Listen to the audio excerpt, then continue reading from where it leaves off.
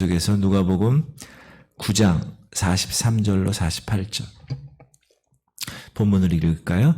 그들이 다 그 행하시는 모든 일을 놀랍게 여길새 예수께서 제자들에게 이르시되 이 말을 너희 귀에 담아두라. 인자가 장차 사람들의 손에 넘겨지리라 하시되 그들이 이 말씀을 알지 못하니 이는 그들로 깨닫지 못하게 숨긴 바 되었음이라.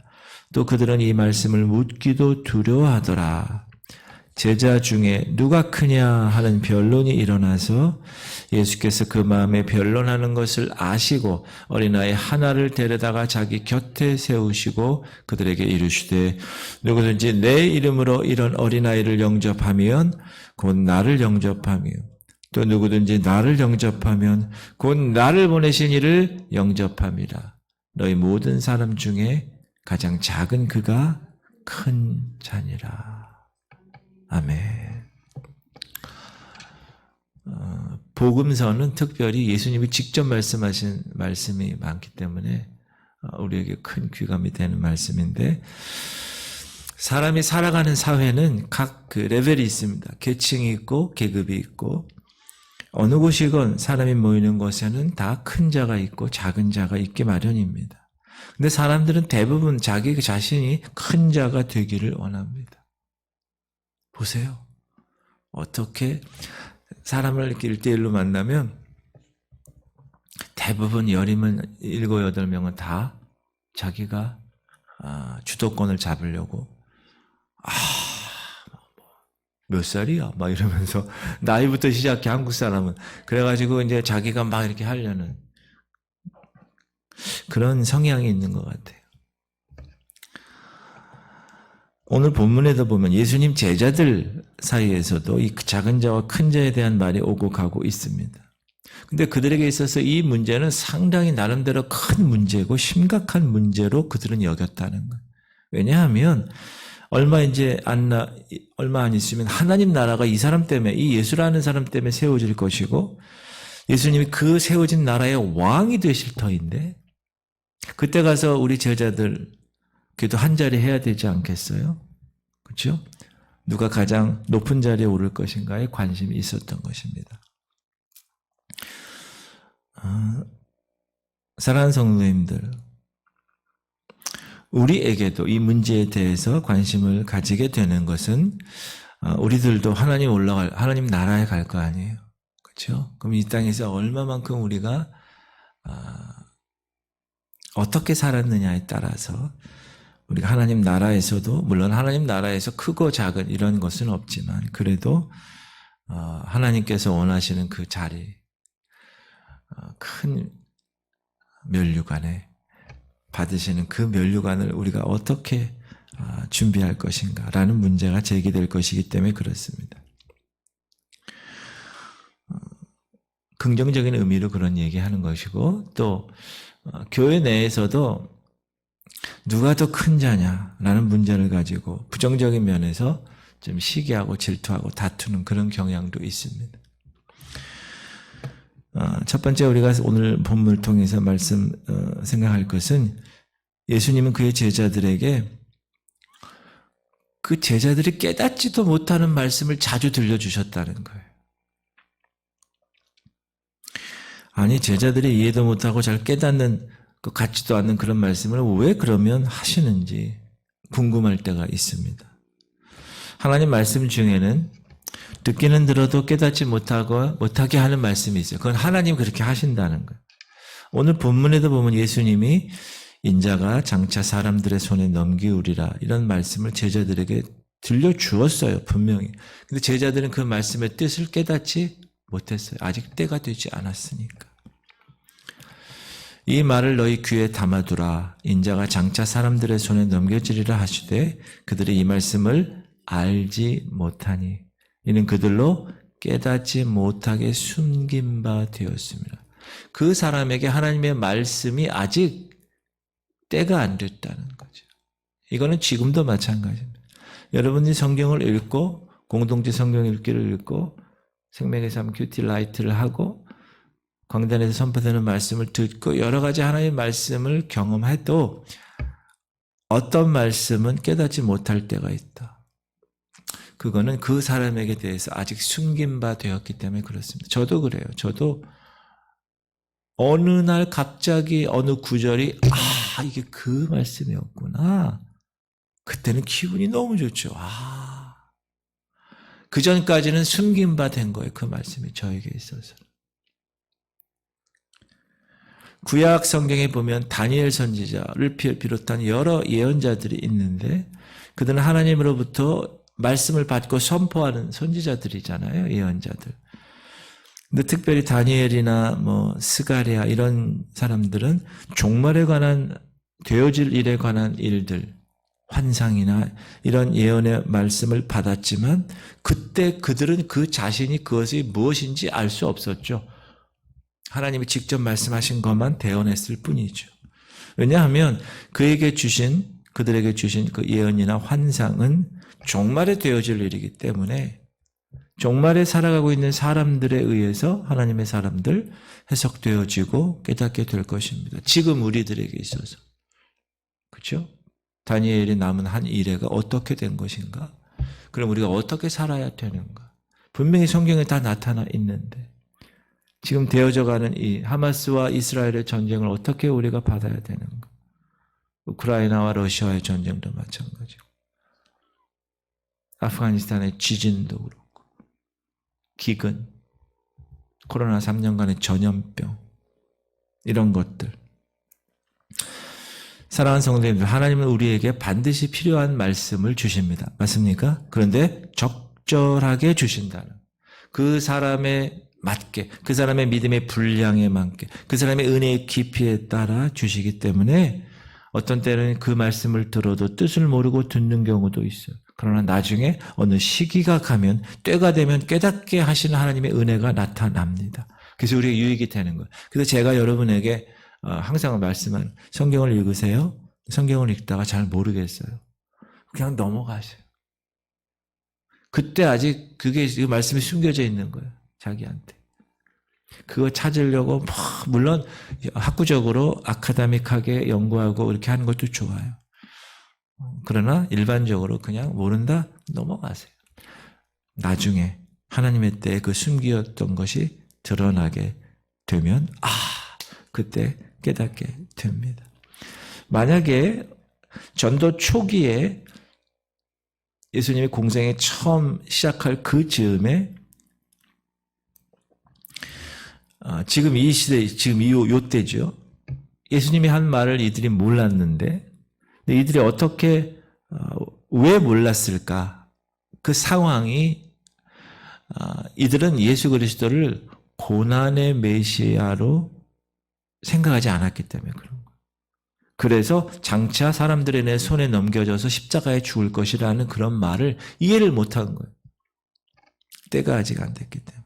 그런데 예수님이 죽으시고 나서 부활하시고 나서 제자들과 있었던 그곳에 나타나셔서 탁 만나셨을 때 직접 부활의 주님을 만난 이후에야 비로소 이 말씀을 깨달았다라는 것입니다. 그래서 예수님이 부활하신 그 이후에나 제자들이 자기 자신들이 이 말씀을 이때를 두고 하는 것이구나. 그래서 대단히 유익한 일이었다는 것을 그때 알게 되는 것입니다. 하나님 말씀 중에는 숨김이 되는 말씀이 있다는 거예요. 자, 구약에는 예수 그리스도의 고난과 부활이 예언되어 있습니다. 그러나 그 사실이 어떤 사람에게는 숨겨져 있습니다. 예를 들면 이사야 53장은 그리스도의 고난에 관한 거예요. 그런데 지금도 유대인들은 그 53장의 고난의 그 메시아를 인정하지 않습니다. 숨겨져 있기 때문에 그들에게는. 그들은 장차 예수님이 재림의 예수님이 이 땅에 나타내실 때가 되어서야 이 이사야 53장에 숨겨진 예수 그리스도의 그 고난의 예수님을 그때야 깨닫게 될 겁니다. 그때 이제 막 아이고 이랬구나 이렇게 하실 것이에요. 내가 다윗의 집과 예루살렘 주민에게 은총과 간구하는 심령을 부어 주리니 이거는 그때 한다는 거예요. 그때. 그들이 그 찌른 바 그를 바라보고 그를 위하여 애통하기를 독자를 위하여 애통하듯 하며 그를 위하여 통곡하기를 장자를 위하여 통곡하다. 이건 예수님 두 번째 오실 때 재림하실 때 유대인들에게 일어날 일들을 예언하신 거예요. 스가랴 선지자를 통해서. 그런데 지금도 여러분 이스라엘에는 유대인들이 사는데 유대인들은 예수님을 안 믿어요. 근데 그 중에서도 예수님 이제 말세가 되니까 성령께서 역사하셔가지고 성령이 직접 만나 주셔서 컨버트 된 사람이 있어요. 거듭난 사람. 그런 사람들이 모여서 신학교에서 이사야 53장을 공부할 때는 문을 잠그고 한대요. 문을 잠그고. 왜? 다 숨겨져 있는데 이 사람들에게는 드러나게 됐으니까. 숨김이 되는 말씀은 그때 이르러서야 드러납니다. 특히 유대인들에게 있어서. 주님이 장차 당하실 고난이나 부활에 대한 것은 그 당시에 철저하게 숨겨진 말씀입니다. 제자들에게도 숨겨져 있고요. 대제사장들, 사두개인들, 바리새인들에게도 숨겨진 말씀이었습니다. 어떤 성경학자는 사단에게도 숨겨진 말씀이라고 얘기해요. 그래서 그들은 예수님을 십자가에 죽이는 그 일로 완전한 승리를 거둘 것으로 생각했어요. 그래서 사단이 가룟 유다를 통하여 대제사장이나 바리새인들을 통하여 예수를 팔게 하고 죽게 한 거예요. 군중들을 심리를 해서 바라봐 주세요. 예수를 죽이세요. 이렇게. 그런데 사랑하는 성도들 중요한 말이 있습니다. 뭐냐? 지금 이 시대 종말에 관한 숨겨진 말씀들이 이제 드러나고 있다는 거예요. 우리가 성경에 기록된 예언의 말씀을 그래서 연구할 때 하나님께서 그 숨겨진 것을 벗겨주심으로 깨닫게 해주시는 것입니다. 이 지구촌 성결교회는 그 숨겨진 것을 계속 드러내서 여러분들로 하여금 깨닫게 하는 그런 일들을 감당하는 게 제 몫입니다. 제가 어제 얘기 들었는데 어느 집사님이 요즘 아주 적극적으로 신앙생활을 하시고 그래서 너무 감사하다. 제 아내에게 얘기했더니 아내가 그 얘기를 하는 거예요. 그분이 성령을 체험했다고 본인이 간증했다는 거예요. 할렐루야. 성령님을 사모하고 그렇게 예배 때마다 그렇게 인정하고 모셔드리기를 원해서 성령에 관한 찬양도 막 하고 막 그렇게 하니까 성령님이 찾아오셔가지고 뜨겁게 그분의 그 교회에 오는 제가 딱 보면 태도가 바뀌었더라고요. 알고 봤더니 성령께서 그를 만나 주셨다. 저는 우리 교회가 그런 교회 매일매일 변화되고 적극적으로 하나님께 열정 가지고 신앙생활하고 이 말세 숨겨진 것들이 이제 벗겨짐으로 깨닫게 돼서 이제 주님 다시 오실 날이 얼마 남지 않았구나. 알곡 성도로 준비돼야지. 내가 이러다간 쭉정이 되면 안 되지.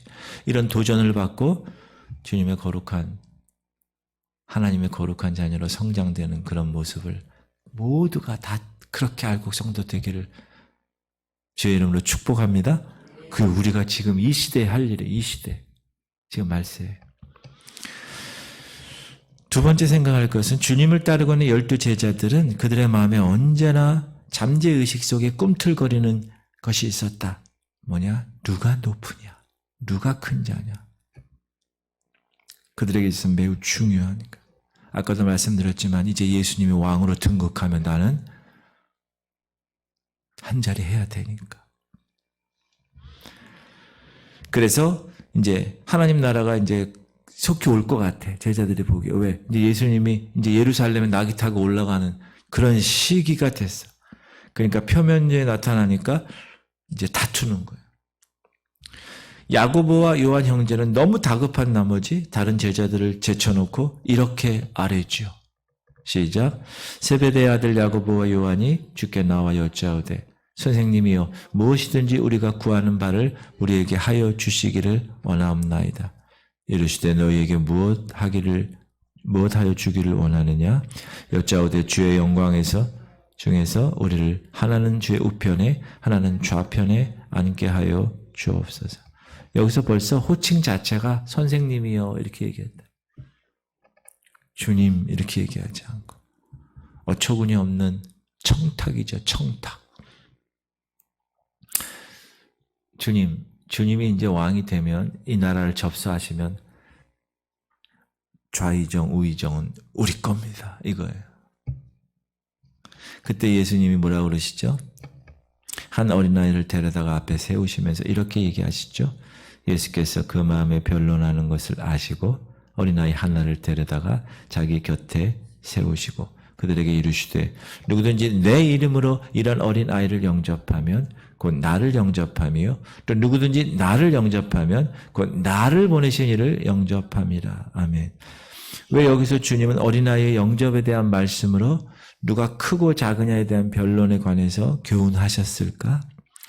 어린아이는 그 신분의 비천함을 말합니다. 비천하고 낮은 그런 위치에 있는 사람. 그런 사람들이 참으로 큰 자로 인정받을 수 있는 자라는 뜻입니다.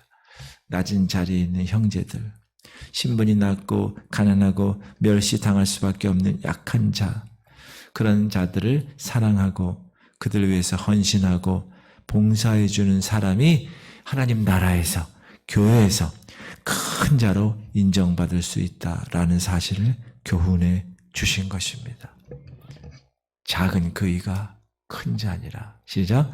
너희 모든 사람 중에 가장 작은 그가 큰 자니라. 큰 자가 되기를 원하지 너희들 그러면 작은 자가 되어야 돼. 이거를 역설이라고 하죠. 성경에는 예수님이 역설적인 말, 패러독스, 이게 얼마나 많은지 몰라요. 겉옷을 달라 하면 속옷까지 주라는 거. 오리를 가라 그러면 심리까지 가라. 사랑하는 성도님들, 하나님의 교회에는 많은 사람들이 있습니다. 그 사람들 중에는 신분의 고하, 재산의 많고 적음, 인격과 인품의 차이, 배우고 못 배운 거에 대한 유무, 이런 것들에 의해서 많은 차이가 있는데 그런 중에서도 제각기 자기가 다 스스로 크다라고 자부하는 사람들이 있다. 그러나 예수님은 그렇게 얘기하지 않으신다. 그 중에서 가장 작은 자로 생각하고 어린아이처럼 그렇게 인정받기를 힘쓰라. 이거는 우리의 육을 거스리는 행동이에요. 자연적으로 나오질 않아. 그래서 여러분이 애를 쓰셔야 됩니다. 어디에 있든지 겸손하게 말씀하셔야 되고, 저도 이 문제에 자유하지 않죠.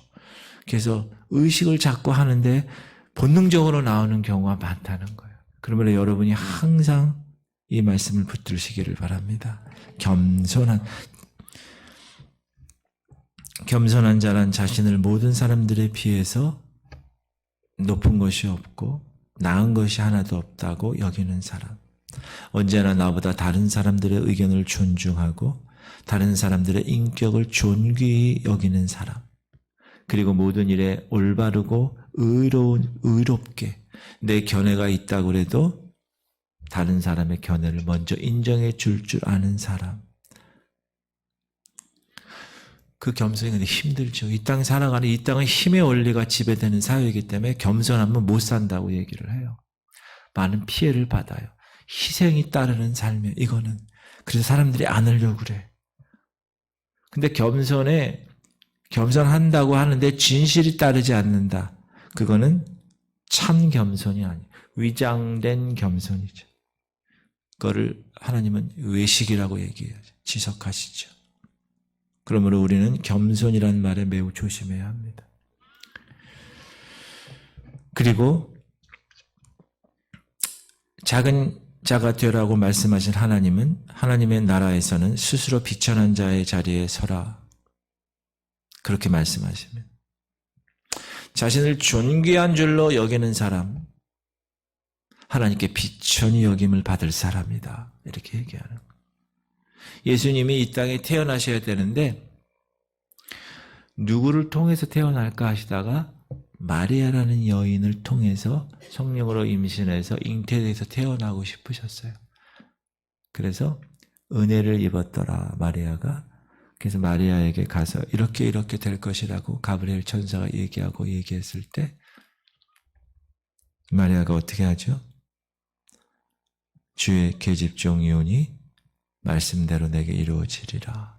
이 겸비함이 있어야 됩니다. 주님, 보잘것없는 목사인 저 이 교회 보내시고 특히 다가올 예수 그리스도 재림을 위해서 깨어있게 성도들과 함께 이렇게 쓰임받게 함을 너무 감사합니다. 이런 겸손.